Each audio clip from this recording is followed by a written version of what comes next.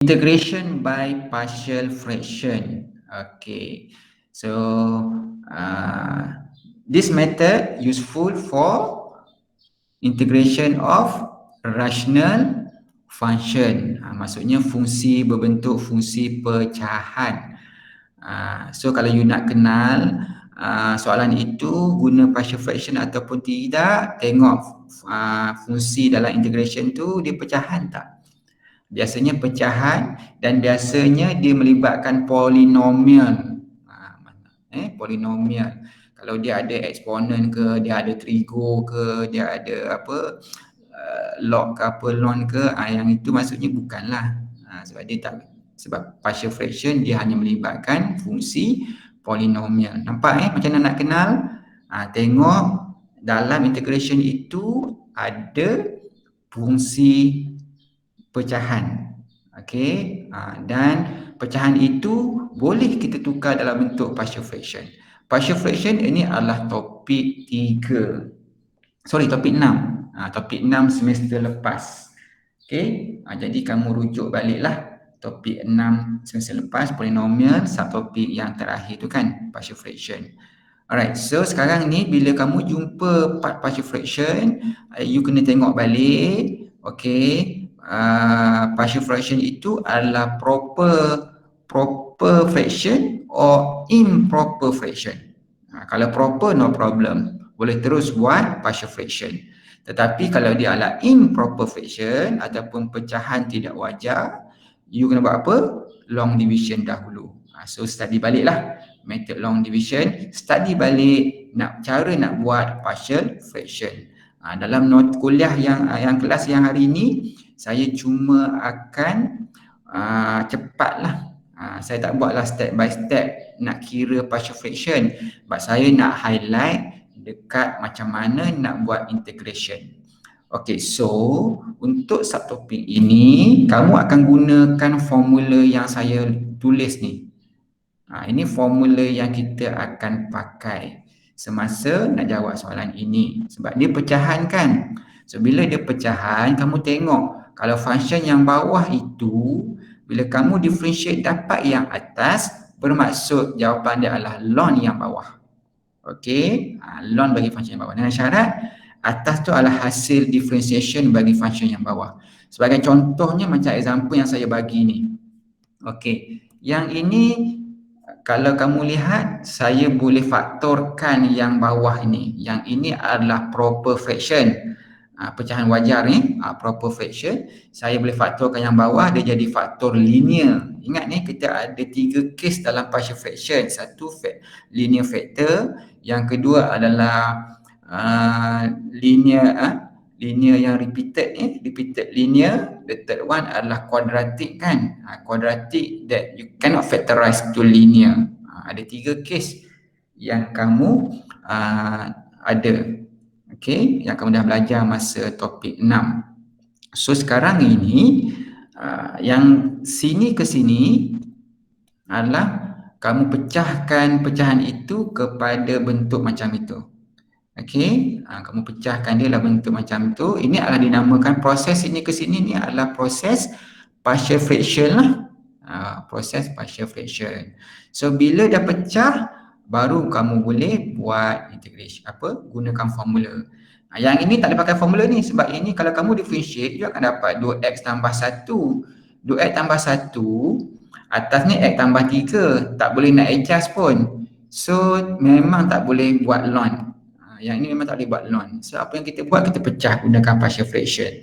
So kalau kamu pecah jadi partial fraction, yang ini kalau kamu perhatikan yang pertama ni, itu boleh ditulis sebagai 4/3 integrate 1/x tolak 1 dx. Manakala yang kedua ini pun sama, kamu boleh keluarkan negatif 1/3, letakkan negatif, kamu integratekan 1/x tambah 2 dx kan.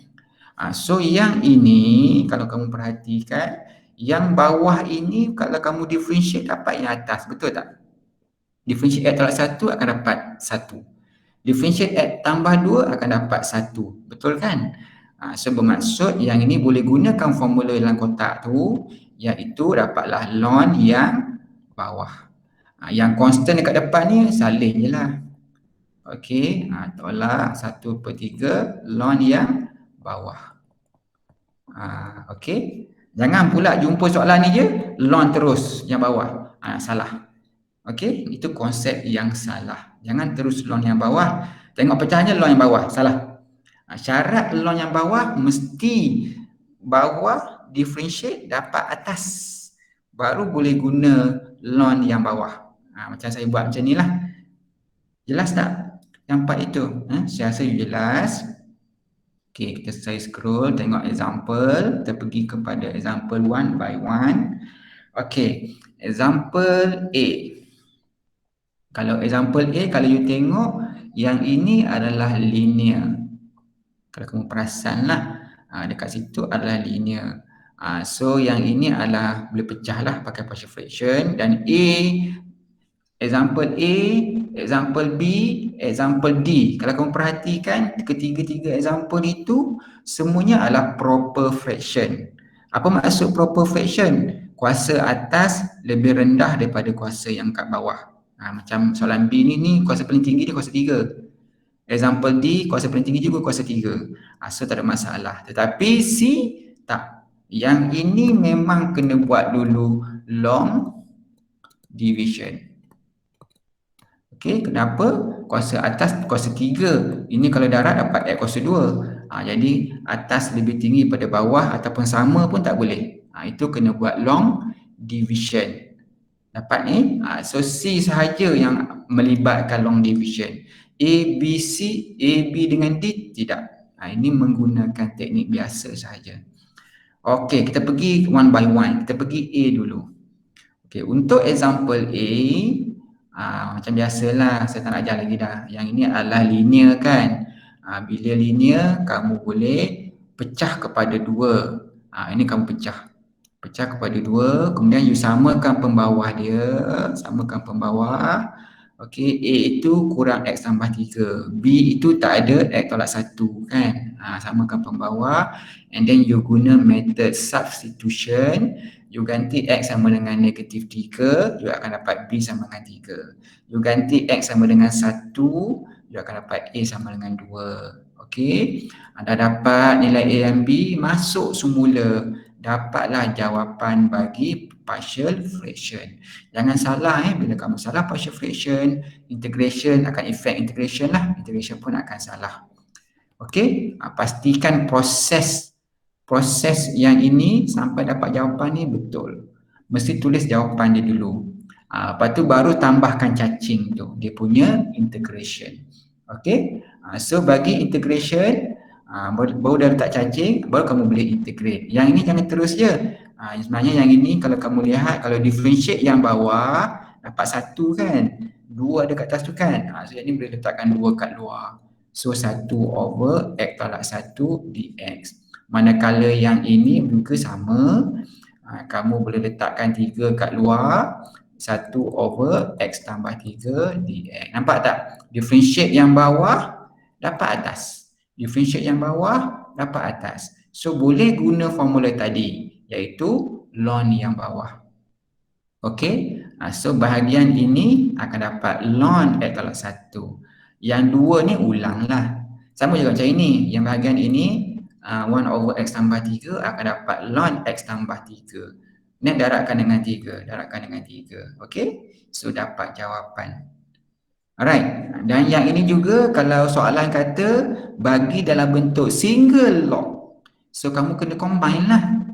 Macam mana nak combine?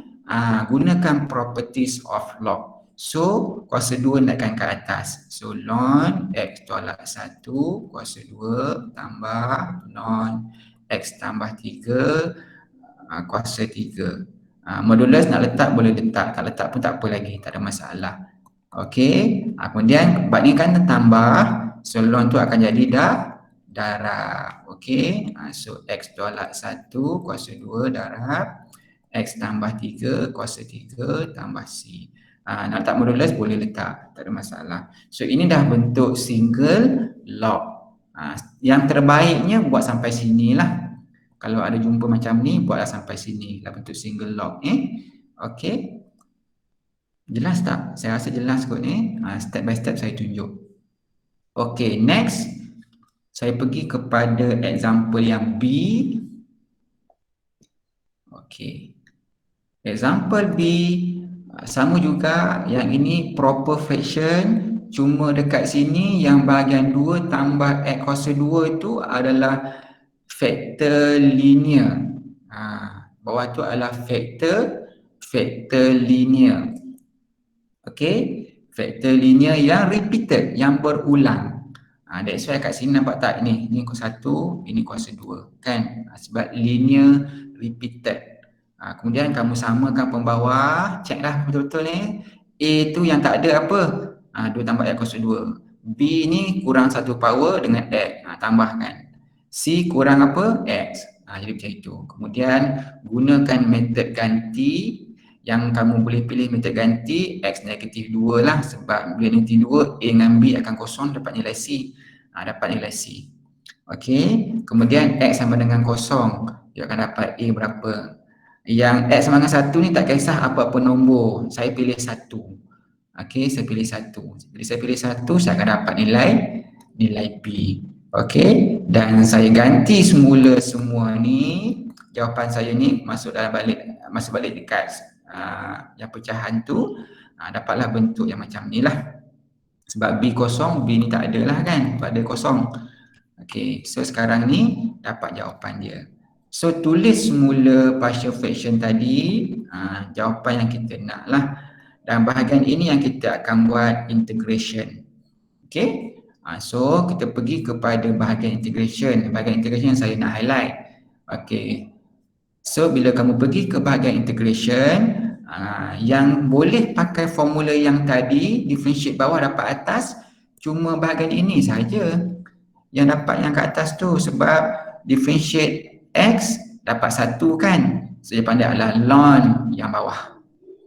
Ln yang bawah. Sebab differentiate bawah dapat atas. Tetapi yang ini jangan pula pergi buat yang ni. Oh, yang ini terus dapat negatif 3 ln yang bawah. Macam ni. Ini adalah salah. Sebab ini kalau kamu kembang ni akan jadi X kuasa 2. Dekat atas sepatutnya ada 2X. Ada X kat atas tu. Jangan buat teknik ni. Salah. Yang ini maksudnya tak bolehlah pakai teknik ini. So apa yang kamu boleh pakai adalah kamu guna kamu kena guna teknik yang kalau kuliah video tu part yang kedua. Kalau faktor linear, kamu naikkan dia jadi kuasa negatif, yang kat bawah ni naikkan dia kuasa negatif. Okey, so bermaksud yang bahagian ini ni, kalau kamu nak integrate 2 tambah X kuasa negatif 2 ni dx pakai teknik yang dalam dia ni linear. Yang dalam dia ni linear ada kuasa. Apa formula yang kita nak pakai? Kalau yang dah lupa, ingat balik. Kalau kita ada linear yang ada kuasa, kita integrate macam biasa, iaitu kita ulang. Kuasa ni kita tambahkan dengan 1, ia akan jadi negatif 1 bahagikan dengan negatif 1 yang dalam linear. Ni linear sahaja. Dalam linear kita differentiatekan, dapat 1. Okey, so dapatlah benda ni. Yang ini. Okey, yang ini. Dapatlah 2 tambah X kuasa negatif 1 per negatif 1. Yang 3 ni just ulang lah. Letak je kat situ. Okay. So negatif darab negatif habis. So dia akan jadi positif lah. So dia akan jadi positif. So positif 3. Yang kuasa negatif bawa semula ke bawah.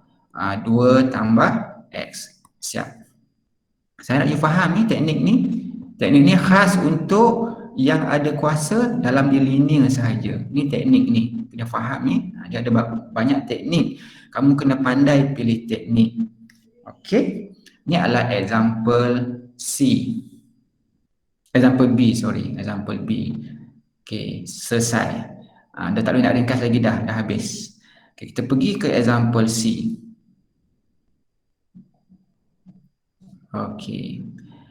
Example C, kalau tengok kepada soalan, Okey, bentuk ini adalah improper fraction.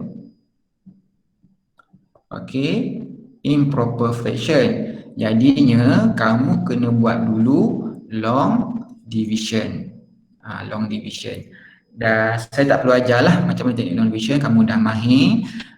Kamu just buat long division. So quotient dia adalah x tambah 2 tambah dengan negatif x tolak 13 over bahagi dia apa?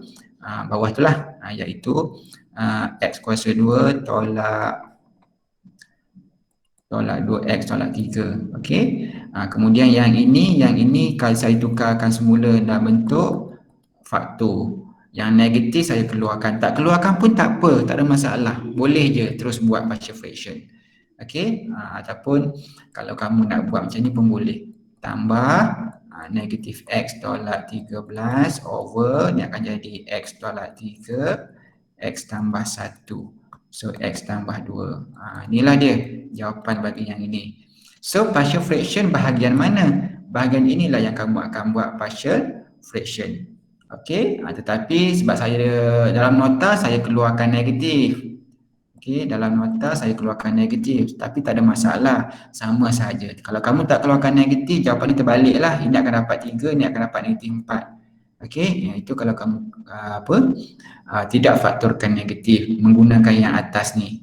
Menggunakan yang atas ni, jawapan bagi B, jawapan bagi A. Okey, tak apa, tak ada masalah. Saya follow nota dulu. Okey, saya bahagian ini yang saya nak buat partial fraction. Jawapan partial fraction nanti saya akan masukkan semula ke dalam yang itu. Okey, so partial fraction ini adalah linear sahaja. So saya asingkan saja, saya asingkan x tolak 3 dengan x tambah 1.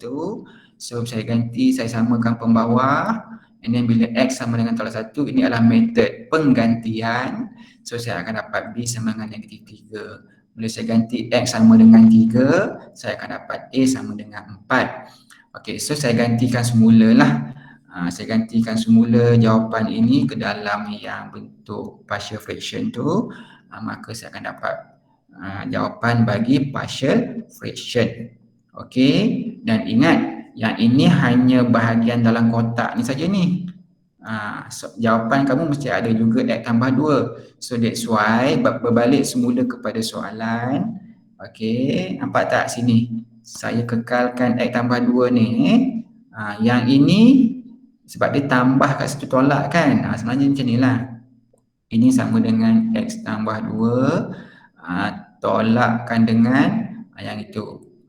X tolak 3 tolakkan dengan 3x tambah 1 dx. So negatif ni darab masuk. Tu yang dapat satu negatif, satu positif tu. Okey. Boleh Okey, so integrate x akan dapat x kuasa 2 per 2. Integrate 2 akan dapat 2x. Yang integrate yang ini adalah setara dengan negatif 4 integrate 1 per x tolak 3 dx. Yang ini nampak tak? Differentiate yang bawah dapat atas kan? So ln yang bawah. Nampak tak tu? Ni ln yang bawah. Kenapa? Differentiate bawah dapat atas. Okey, sama juga yang ini. Yang ini pun sama juga, iaitu tambah 3 integrate 1 per x tambah 1 kan. X tambah 1 dx. Ini pun sama, differentiate yang bawah x tambah 1 dapat 1 kan. So bermaksud jawapan dia adalah ln yang bawah. 3 ni ulang je, letak je pada constant. Letak je ke depan. Okey. So dah siap.